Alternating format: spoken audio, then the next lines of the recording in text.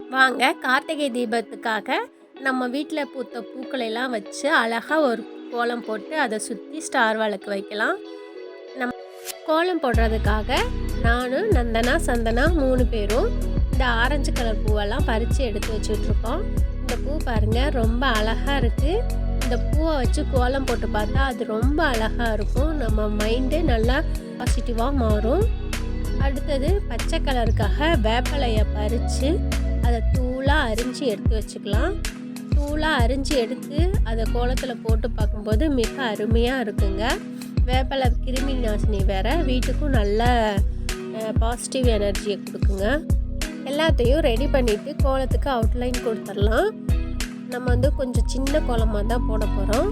ஒரு நூலும் பென்சிலும் எடுத்து அதை காமஸ் மாதிரி பயன்படுத்தி ஒரு வட்டம் வரைஞ்சிக்கலாம். அதே அளவை நம்ம 6ஆக பிரித்தோம்னா வட்டம் 6ஆக பிரியும். அந்த 6 புள்ளிகளை வச்சு நம்ம 6 புள்ளிகளையும் நம்ம சேர்த்தணுன்னா ஸ்டார் மாதிரி சூப்பராக கரெக்டான அளவில் வந்துடும். அப்போ கரெக்டான அளவில் இருக்கும்போது கோலம் பார்க்குறதுக்கு ரொம்ப அருமையாக அழகாக இருக்குங்க. இப்போ ஸ்டார் வரைஞ்சாச்சு.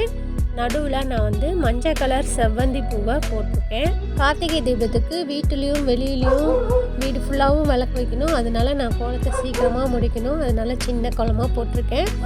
அப்புறம் மஞ்சள் கலர் போட்டதுக்கப்புறம் இந்த ஸ்டாரில் நம்ம பறிச்சுட்டு வந்த ஆரஞ்சு கலர் பூக்களை அழகாக அடுக்கி வைக்கணும். இப்படி அடுக்கி வச்சு பார்க்கும்போது ஸ்டார் ரொம்ப அழகாக இருக்குங்க. பார்க்குறதுக்கு அருமையாக இருக்கும்.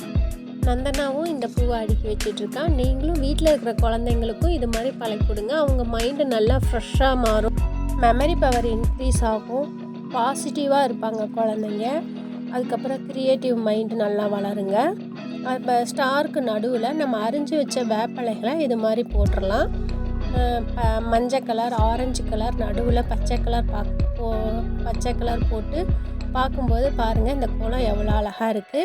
கார்த்திகை தீபங்கிறதுனால நாங்கள் ஸ்டார் விளக்கு வைக்கிறோம்.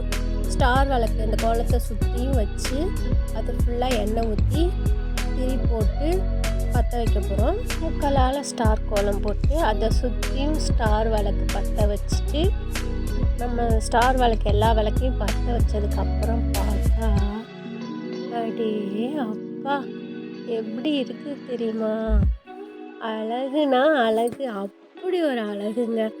பார்க்கவே கண் குளிர சிறப்பாக இருக்குது. கண்களுக்கு அப்படியே கண்ணுக்கு குளிர்ச்சியாக அருமையாக இருக்குதுங்க. நீங்களும் பார்த்து சந்தோஷப்படுங்க. இதை மாதிரி நீங்களும் சின்ன கோலமாக பூக்களில் போட்டு அதை சுற்றி விளக்கு வச்சு பாருங்கள். வீட்டில் நல்லா பாசிட்டிவ் வைப்ரேஷன் வருங்க. அனைவருக்கும் இனிய கார்த்திகை தீப நல்வாழ்த்துக்கள்.